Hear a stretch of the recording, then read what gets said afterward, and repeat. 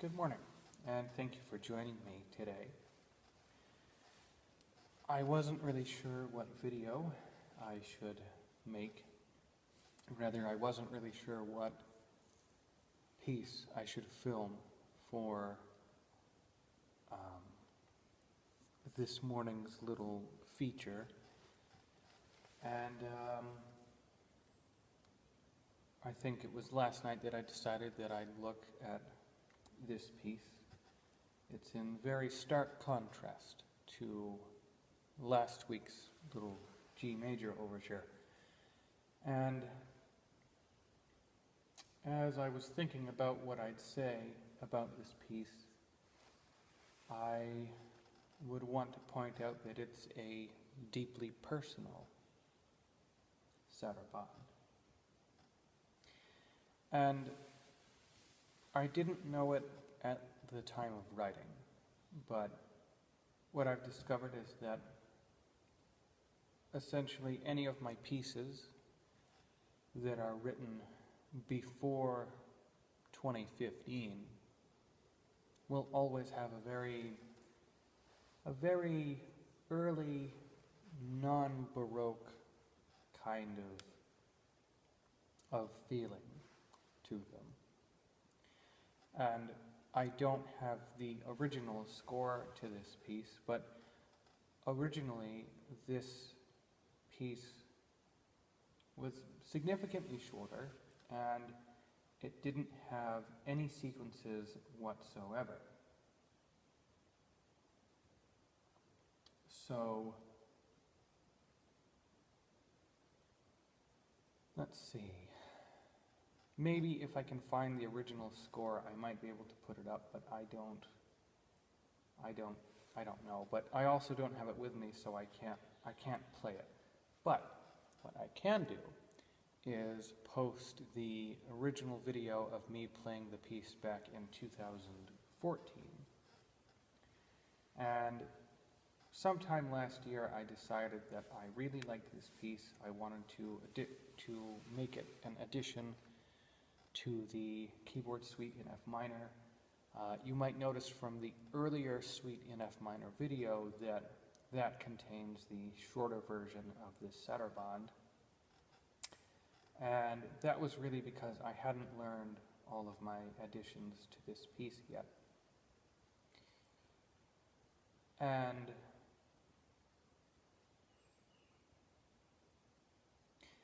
the history is a little bit different. I think I modeled it after the C minor partita Sarabande from J.S. Bach, the Sarabande from his keyboard partita in C minor, BWV 826. And I didn't know, to be completely honest with you, I didn't know anything about theory, I didn't know anything about the expectations, I didn't know anything at all about Baroque keyboard writing whatsoever.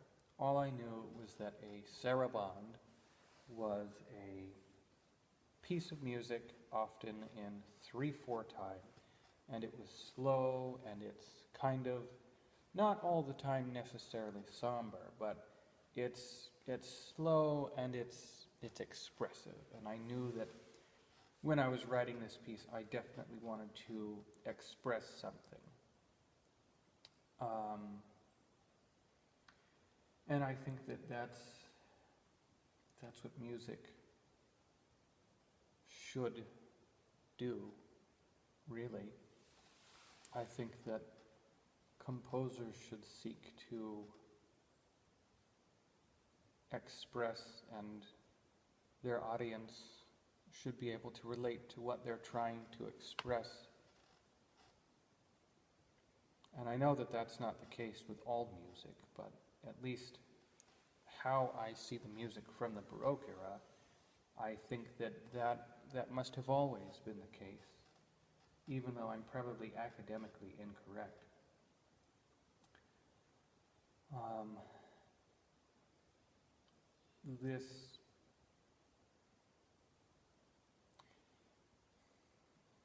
Now I'm just trying to think of what I should actually talk about in terms of the piece itself.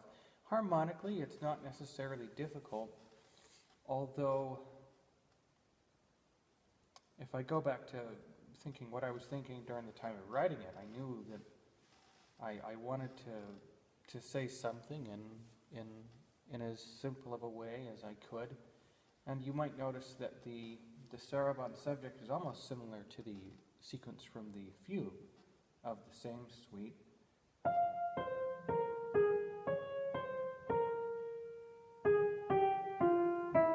Except from the fugue, it's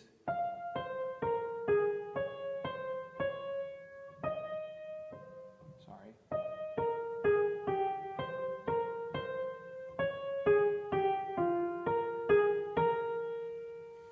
So it has half of that same idea. And the first line of the Sarabande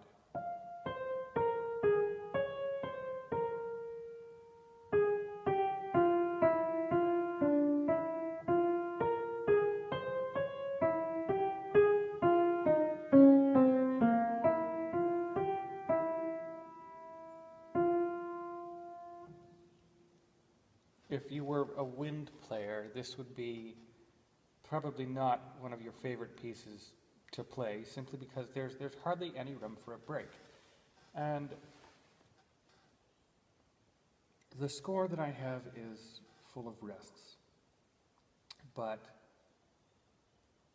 the edition that I've been working on online virtually has nothing in terms of rests. And part of that's for ease of reading, but if you look at the score with rests, it's almost as if the first voice can be divided into two separate voices, even though it's really all only one voice, but it's written as two. And this goes for the same thing within all the, well, both the bass and treble clef, even though it's a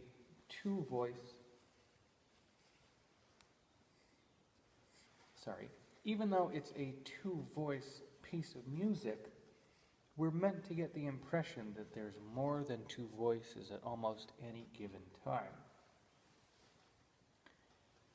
And a lot of that has to do with phrasing, and especially playing this piece on the piano, you can hear how the notes might come across if you hold some notes. And I don't know if this is going to be particularly easy to hear, but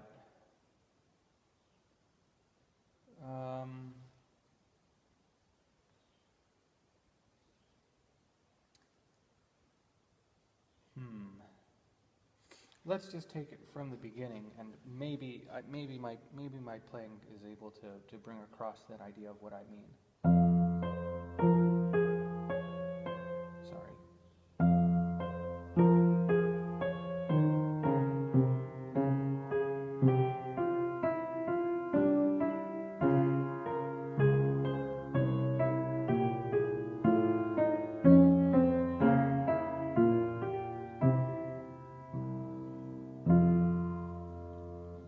So there's the end of our first phrase, and then almost like an afterthought, the upper voice.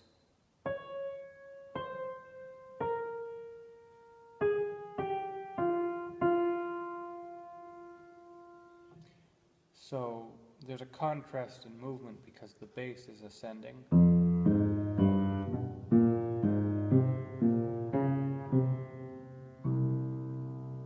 A very typical way of getting from 1 to 5 to 1 from the Baroque era. And if we look at the bass line alone,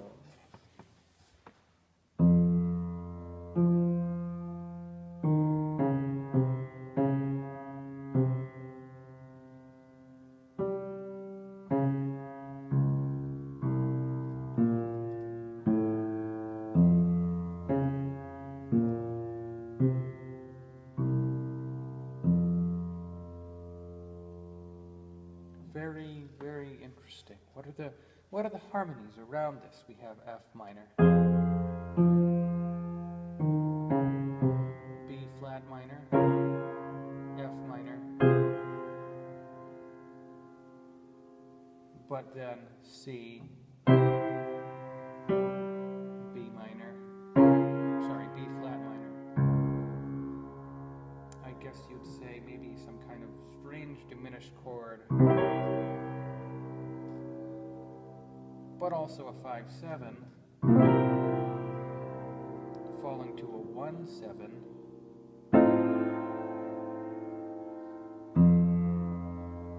a 1/7, B flat minor, falling to a C7. And again, I didn't know that I was doing this at the time. I don't. It's difficult to present the musical state of mind that I was in when I was writing this piece. But if we think of basic emotional ideas, what would you mainly think that this piece is trying to express? Or I guess if there was a story behind it, how would you narrate what's going on based on what you hear? And it's not, I guess you could say that these are more rhetorical questions. I try not to be too open about my personal life or mental or emotional problems that I've struggled with, but I think that the music should definitely speak for itself, and that should lend some insight into the composer. This is evident with Beethoven's music, even though he's much later. He's later of a style that I'm used to exploring, but if you hear Beethoven's music, it's an extension of himself, even though it's wrapped in a completely different style. But you can understand what Beethoven is going on about, and I think that it's much the same with Bach. It's the same with every Baroque composer. Even if their music is, say, set to the text of a mass or a funeral requiem, I think that it's up to them to create music around the text, which is more important and more expressive than the text itself. But I could be wrong about that. So let's look at the first sequence. It's imitative, and the first sequence is in bar 6. Sorry.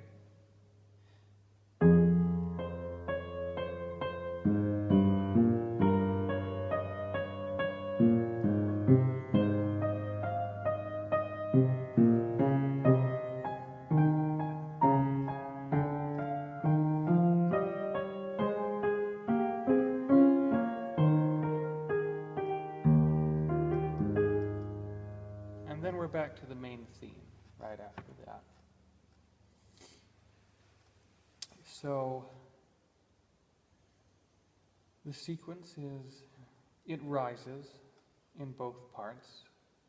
Almost it takes us a very long time to cadence to A flat major. It takes us 1, 2, 3, 4 measures to modulate all the way to A flat major. And sometimes the bass moves with the upper parts in the treble, or it lets it speak for itself. But then we have this.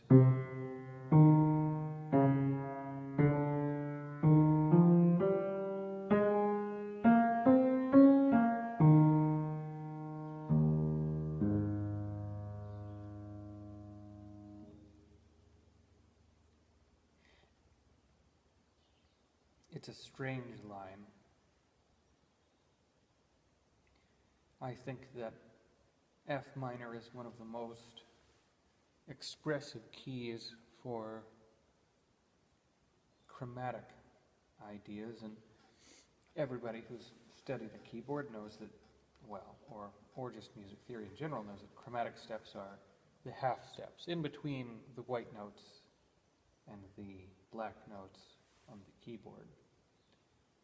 And even the opening line is, it's very, very windy.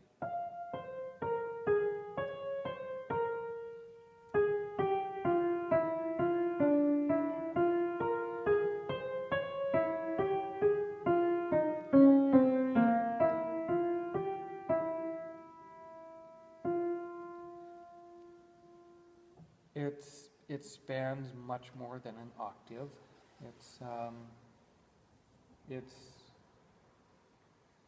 I mean, I don't want to be the one to say that this is a sad piece of music. I mean, I already did in the beginning, because I think that it's mostly up to the listeners to decide for themselves what the piece might mean. But there are certain objective qualities in music that make it happy or sad. I'm of the very unpopular belief that key and mode, in other words, major or minor mode, is the determining factor of emotional quality in a piece of music. Major keys are happy, and depending on what key it is that's the major key, there are different realms of more positive emotions that you can express. D major will always sound different from B flat major, which will always sound different from A major, which will always sound different from G sharp major. But then you have the duller minor keys of E minor, C sharp minor, F minor, B flat minor, A minor. Especially if we're looking at the modern day tuning, which is different than Baroque tuning, which was about a half step below.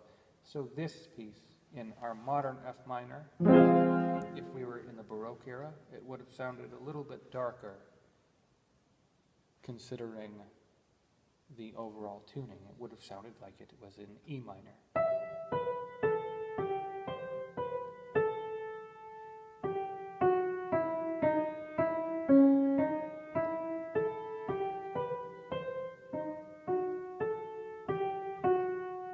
Sorry, I messed that up.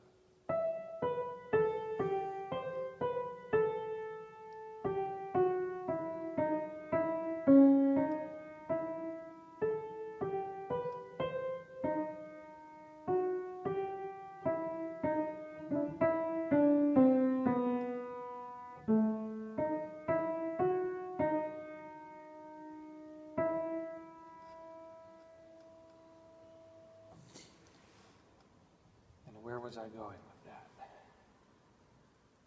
Temperament and tuning has a further effect on the emotional quality of a piece of music. I feel like I've been rambling for most of this video, so I apologize. I knew that this Sarabande at some point had to modulate to the third. No, I'm sorry, not to the, yes, to the third in the key. So the third of F minor is A flat major. And this was also partially because I was studying the C minor Sarabande from the partita in C minor at the time. And, sorry, I didn't know what to do after that. I knew that there were two sections. You repeat the first, you repeat the second, that's it. But where do we go after the beginning? And the truth was, I didn't know. And I may have written this piece in a day, maybe a few hours. I don't remember. But even if we look at the opening line in measure 13,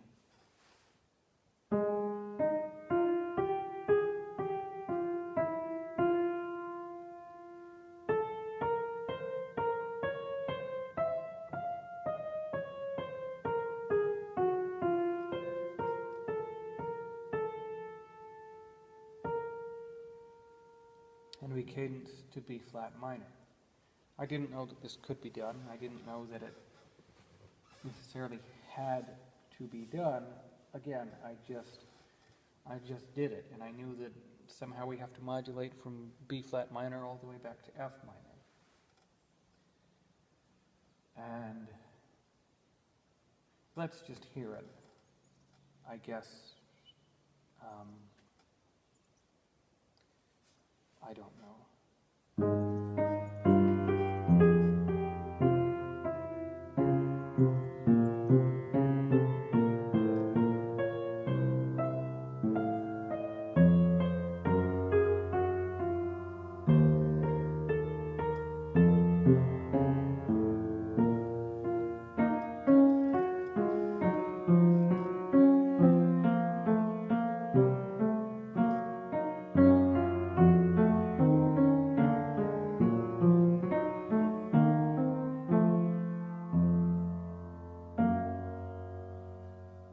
To stop there at measure 19 for just a second, because this piece is full of deceptive cadences, and I guess the more traditional way of labeling a deceptive cadence is that a deceptive cadence is always 4 in whatever key you're in. In F minor, 4 is B flat minor, and this is because if you have the 5th in the bass,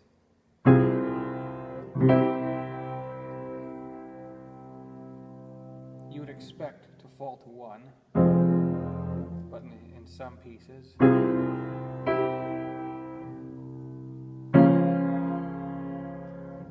4 has a deceptive quality, because you can either ascend to the 6th and have the quality of a 4th, but have it descend to the 4th and have it ascend back to 5.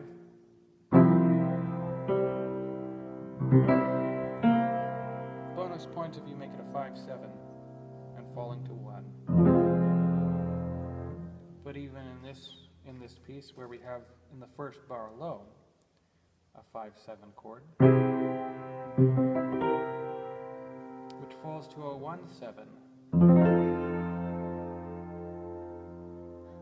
which falls to a 4, which falls again to a 5-7. So even at measure 19, we have a 5 chord in the key of B flat minor, which in this case we are making our tonic major, so it's an F major chord. And we have you could say it's an E flat minor chord, I think. Yes, because we have the G flat in the bass.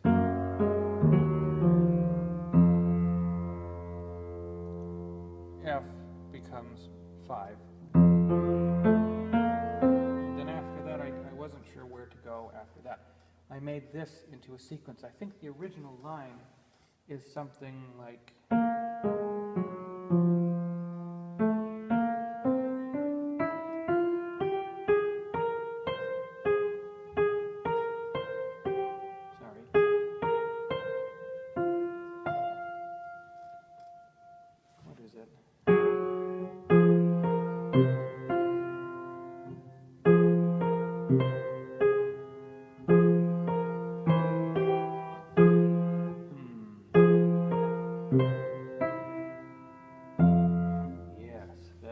That is it.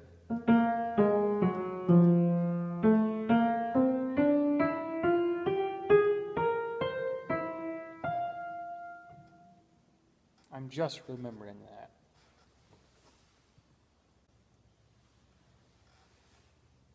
So this other sequence it's short. It's a much shorter sequence than what we hear in bar 6. Let's see.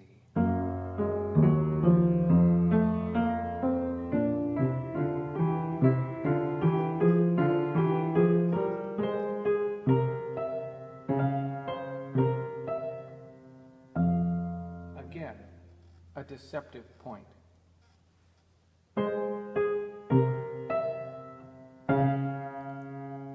It's either a 4 or even a 6. I think 4 is better. B flat minor. Falling to again a C7. And then we hear the theme again.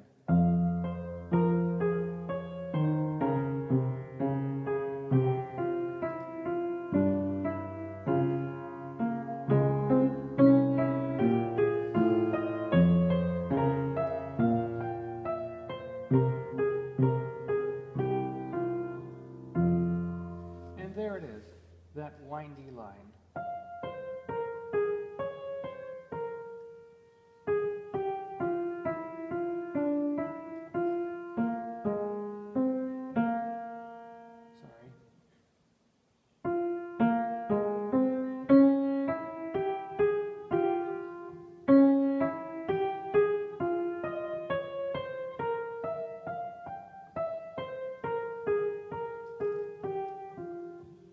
How chromatic and just overall strange. I don't even know what diminished, but then we have another 5/7 in the a 1/7 in the bass, falling to, I guess you could call that a diminished chord.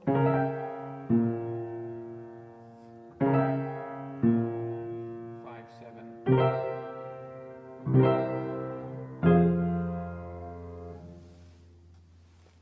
So the problem is that I feel like there are more harmonic ideas in this piece, and right now I just can't think of everything. I can't think of everything that I want to say, but I guess, like I said in the beginning of the video, maybe the music should just speak for itself, and I should probably stop making these discussion videos, especially if I can't really explain my thoughts behind the piece as well as I think that I can. That might be a bit of a Dunning-Kruger effect that I'm thinking of. I might just end the video here anyways. In the past couple of weeks I did put on my concerts.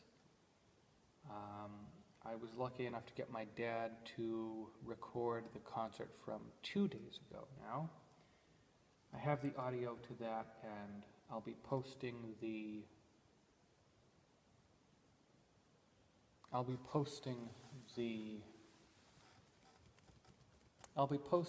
that in a video.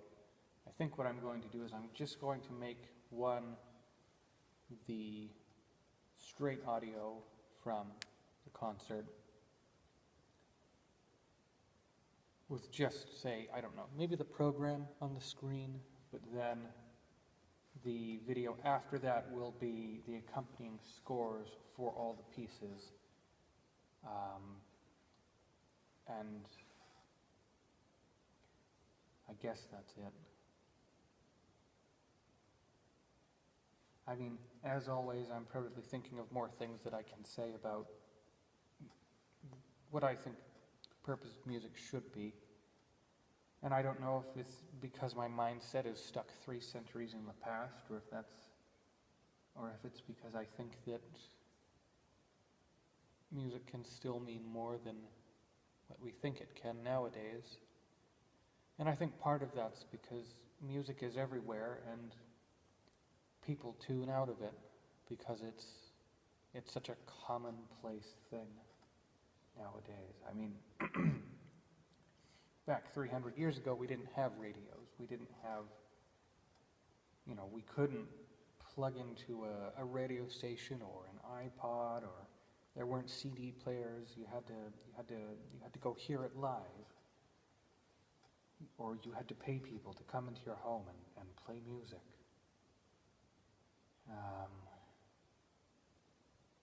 I don't really know how to close this out, so I'm just going to play it through again, no repeats.